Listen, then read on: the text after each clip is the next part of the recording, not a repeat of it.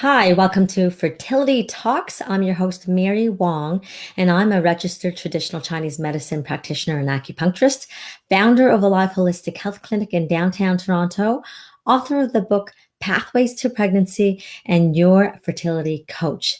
So tonight we are going to talk about something really important, and I'm going to do it all by myself because normally I do an interview format, but we can totally handle this because we're going to talk about how to prepare for your blood work, especially the first time going to an IVF clinic or a fertility clinic to just get baseline testing. And that's for you and your partner if you happen to have a partner. And so what occurs is that your first time, you're gonna like totally get about 20 vials of blood taken out. No lie. And they don't prepare you.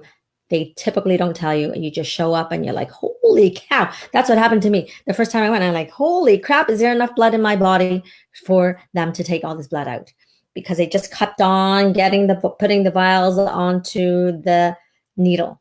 Crazy. Anyway, so I want to help you prepare to make it a seamless experience, especially for those of you who are what I call needle shy and, straight up phobics out there. But even if you are not a phobic, just to make it your life easier and to get all those vials of blood out, it takes something. So you need some preparation. I'm going to give you 10 easy tips. So number one, breathe.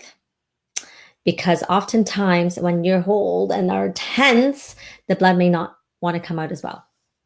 Number two, we want the blood to come out.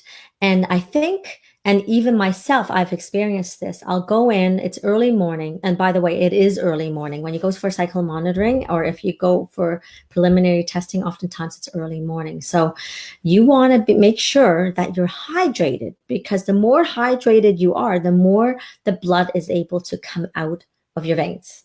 So when do you start? Well, I would actually start the night before. And the night before, or the day before. So you just drink lots of water or herbal tea, because caffeinated tea as well as coffee, they are diuretics. So it actually doesn't help. And neither does alcohol. So these are all diuretics. So we're talking straight up water. Do that, lots of it. Not like crazy, not like 4 liters or anything, but just to be like, 64 ounces or something like that at least, because some of you I know don't drink enough. Excuse me. So that'll just make the blood flow out easier. And as I mentioned, there's just a lot of a whack of blood that comes out that they need to get drawn out. So you want to make it easier. So that's 2. And what else? I said breathe. Oh, so on that note, run your hand under warm water, or as hot as you can take. Because again, if you're cold, then we know that the blood flow is not really getting there, because it's a blood flow that helps warm up your body. So do that. So, before you go to the clinic, keep warm, especially if we're going into cold times, right? So wear mittens, keep your arms warm, whatever it takes, and then physically run it through warm water before you get there. And if you're waiting around and it's almost your time, if there's like a lineup of people, then go ahead, warm them up. And short of actually bringing hot shots, those things, they're charcoal activated, and you can use that. So that's 3. Now, the other thing is, again, just to get your mind off and the worries about getting a good blood draw, what you might want to bring, because everybody's got a cell phone these days, bring your earbuds and perhaps listen to like calming music or a meditation app. And short of that, if you don't have some kind of a ball to hold on to grasp, and then they're going to get you to let go, just to, again, try to get the blood to flow. You can go like this. They might do this anyway, something like that. Okay. Now, one trick that I always tell people, and you can actually communicate this with the lab tech and just say, hey, you know what? I get a little anxious. I get a little nervous. Can you do the actual pricking upon my breath? So what I say is, on the inhale, you breathe in, obviously, and on the exhale, is when she'll actually put the needle in, because I'll make it a smoother experience. And while she does that, of course, you want to keep very still. Any kind of movement, not so good for her to insert the needle smoothly. All right. And the other thing is, if you're actually needle shy or needle phobic, please go ahead and tell your technician, because there's no need to be in a place of being a martyr. And listen, if you're a fainter, they need to know, right? So if you're in that place, you say, hey, you know what? I don't do great with needles, so perhaps you might want to have me lie down first. Hopefully they have a place for lying down. And if not, at least lean back, put your feet up, ask for a stool, something, just so that you can kind of be in a better position, right? So in case anything happens. And the other piece is to actually have an ask for a smaller needle. They have what's called a butterfly needle. And I sometimes ask for them because my veins are kind of deeper set and they're not that big. So sometimes it gets so slippery and they have to kind of go like this, and that is not nice. And, it's better. And I've actually had this happen where they'll stick it in and then they kind of poke around to kind of roll over the vein, which is like bleh, not so nice. So don't look at it while they're doing it.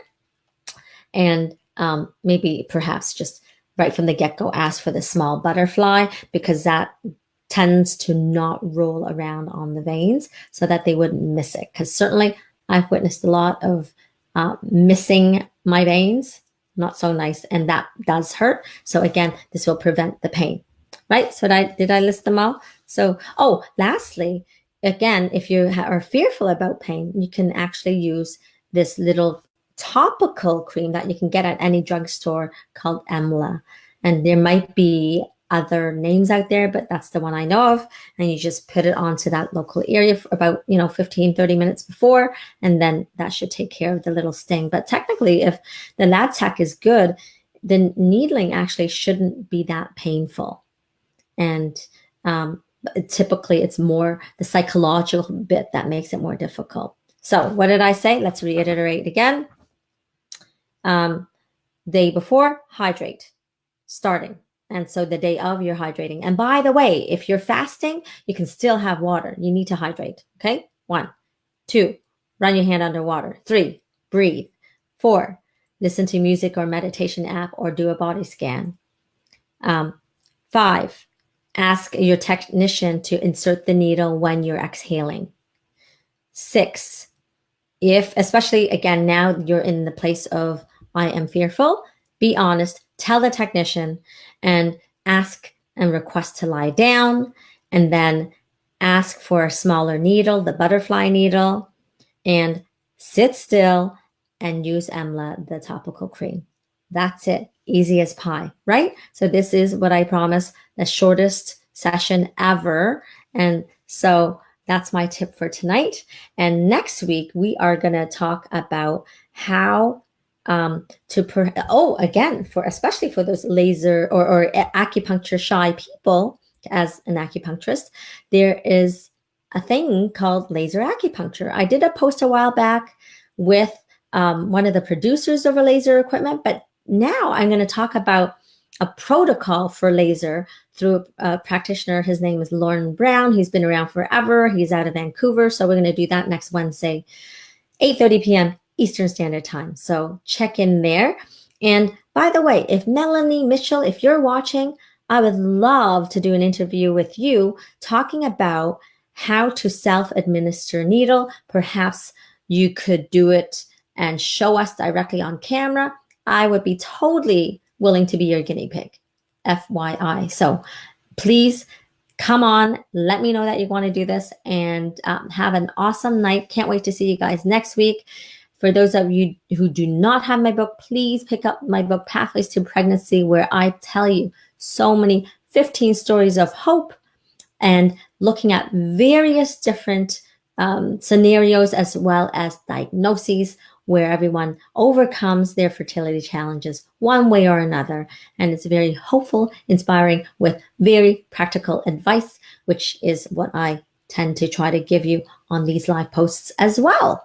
So, and the last bit is, if you haven't already, you can totally check out all my Facebook lives below. So like my page, or if you're too scared to be known, go on to my marywong.life and go under the video section and just sign up for my YouTube videos, because you can get it that way as well. And of course, you can also just see them directly on my webpage, marywong.life. And from that, you'll also see that I do coaching. So you can check out my fertility circle. So that is a monthly 2-hour, well, up to 2-hour talk where I train you on everything related to fertility and how to shift our mindset. And it's a bit of coaching. So I'll ask you and challenge you. It'll be awesome. Okay. So I shall see you. Mwah. Have a great night. And I'll see you next Wednesday, 8:30 p.m. Eastern Standard Time. Bye for now.